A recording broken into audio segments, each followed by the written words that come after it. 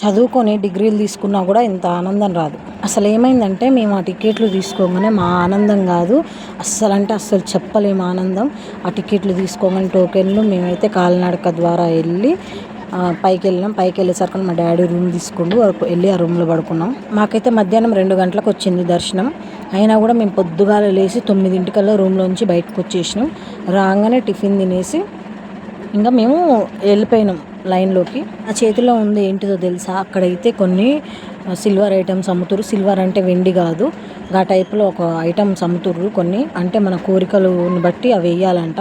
మేమేమో ఇల్లు ఆరోగ్యంది తీసుకున్నాం.